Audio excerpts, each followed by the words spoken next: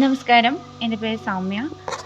ഞാൻ സന്തോഷേട്ടൻ്റെയും കുഞ്ഞു ചേച്ചിയുടെയും മക്കളുടെയും കൂടെ എൻജോയ് ചെയ്യാമെന്ന് പറഞ്ഞിട്ട് ഈ ക്യാമ്പിന് വന്നത്. ആ ഒരു മഴ ക്യാമ്പ് എന്നുള്ള രീതിയിൽ എനിക്ക് പ്രകൃതിയോട് ഇഷ്ടമുള്ളത് കൊണ്ട് തന്നെ മഴ ക്യാമ്പ് എന്നുള്ള രീതിയിൽ ഞാനും മോളും കൂടെയാണ് വന്നത്. പക്ഷേ ഇവിടെ വന്ന് നോക്കുമ്പോൾ എൻറ്റയർലി ഡിഫറെൻ്റ് ആയിട്ടുള്ളൊരു സംഭവമായിരുന്നു. ക്യാമ്പ് എന്നതിലുപരി കുറേ കാര്യങ്ങൾ നമുക്ക് ഇവിടെ നിന്ന് മനസ്സിലാക്കാൻ പറ്റിയെന്നുള്ളതാണ്. ഇതിൽ എനിക്ക് കൂടുതൽ കാര്യങ്ങൾ മനസ്സിലാക്കാൻ പറ്റിയെന്നുള്ളതാണ് ഞാൻ മനസ്സിലാക്കിയത്. ഇവിടെ ആദ്യം തന്നെ വന്നപ്പം കുറേ ക്ലാസ്സുകളൊക്കെ ഉണ്ടാവും, എങ്ങനെ ഇവിടെ ഇരിക്കുക എന്നൊക്കെ വിചാരിച്ച് വന്നിരുന്നു. പക്ഷേ ക്ലാസ്സുകൾ ഭയങ്കര കുറവായിരുന്നു. ഫുൾ എൻജോയ്മെൻ്റ് ആയിരുന്നു. കളികളിലൂടെ നമ്മളെ പഠിപ്പിക്കുകയായിരുന്നു ഇവർ ശരിക്കും. അതായത് കാട്ടിക്കാവെന്നുള്ള ഒരു അത് കേട്ടിട്ടുണ്ട്. ഞാൻ ഒരു തവണ മോളുടെ ഒരു ആവശ്യത്തിന് വേണ്ടിയിട്ട് ഇവരുടെ പരിപാടിയിൽ തന്നെ പങ്കെടുത്തിരുന്നു. അപ്പം അത് ഒരു തവണ നമ്മൾ ചെയ്ത് നോക്കിയിട്ടുണ്ടായിരുന്നു. പക്ഷെ ഇവിടെ വന്നപ്പോൾ അതിൻ്റെ കുറേ അതിൻ്റെ വെറൈറ്റീസാണ് എനിക്ക് പരിചയപ്പെടാൻ പറ്റിയത്. അതിലൂടെ നമ്മൾ ജീവിതത്തിൽ എങ്ങനെയൊക്കെ എന്തൊക്കെ ചെയ്യാം എന്നുള്ളതാണ് എനിക്ക് ഇതിലൂടെ മനസ്സിലായത്. അത് എന്നെ ഒരുപാട് സ്വാധീനിച്ചു. അതുകൂടാതെ എൻ്റെ ന്യൂനതകൾ എന്താണെന്നുള്ളത് എനിക്ക് മനസ്സിലാക്കാൻ പറ്റുകയും, നമ്മൾ കുറേ കാര്യങ്ങൾ മനസ്സിലാക്കിയാൽ പോരാ, അത് ജീവിതത്തിൽ പ്രാവർത്തികമാക്കണം എന്നാണ് എനിക്ക് അതിൽ നിന്നും മനസ്സിലായത്. പിന്നെ അതുപോലെ തന്നെ ഇവിടെ ഡെയിലി പ്രാക്ടീസ് ചെയ്യേണ്ട കുറേ കാര്യങ്ങൾ നമുക്ക് ഇട്ട് തന്നിട്ടുണ്ട് ഇവർ. അത് പ്രാക്ടീസ് ചെയ്ത് കഴിയുമ്പോൾ, അതായത് നമ്മൾ ഒരു ഭക്ഷണം കഴിക്കുന്ന, ഡെയിലി ഭക്ഷണം കഴിക്കുന്നു, ഉറങ്ങുന്നു, അതൊക്കെ നമ്മുടെ ജീവിതത്തിൽ നമുക്ക് അതൊന്നും ചെയ്യാതിരിക്കാൻ നമുക്ക് പറ്റില്ല.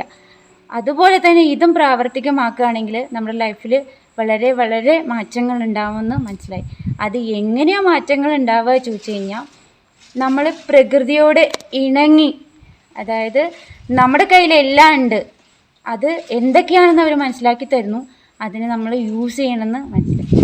പിന്നെ ഒരു പാരൻ്റ് എന്ന രീതിയിൽ മക്കളെ എങ്ങനെയാണ് വളർത്തേണ്ടത്. ഇപ്പം ഇവിടെ വന്ന മക്കളെല്ലാവരും പറഞ്ഞത് ഇങ്ങനെയാണ്.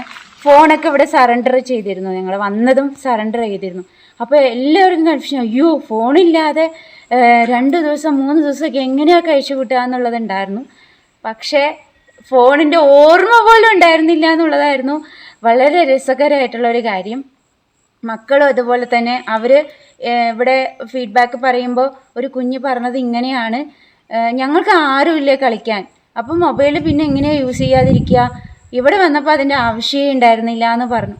അപ്പോൾ നമ്മൾ ഓരോരുത്തരും മനസ്സിലാക്കേണ്ടത്, പാരൻസിനാണ് ഇത്തരം ക്യാമ്പുകൾ ആവശ്യമായിട്ടുള്ളത്. അത് ഒരുപക്ഷെ ഇവർ കുഞ്ഞുങ്ങൾക്ക് വേണ്ടിയിട്ട് ക്യാമ്പുകൾ നടത്തുന്നുണ്ട്. പക്ഷേ എനിക്ക് ഏറ്റവും യൂസ്ഫുള്ളായി തോന്നിയത് പാരൻസിനാണ് ആദ്യം വേണ്ടത്. നമ്മൾ പാരൻറ്റിൽ നിന്നാണ് പാരൻറ്റിനെ കണ്ടിട്ടാണ് ഒരു കുഞ്ഞ് പഠിക്കുന്നത്.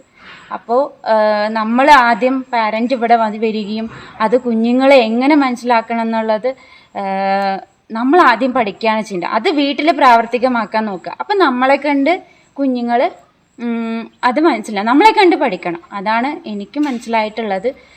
ഇത്തരം ക്യാമ്പുകളിൽ പങ്കെടുക്കാനും ഇനിയും തുടർന്ന് പങ്കെടുക്കാനും, അതിൽ പങ്കെടുക്കുകയല്ല ഇവിടെ, ഇതെല്ലാം നമ്മുടെ ഭാഗമാണ്.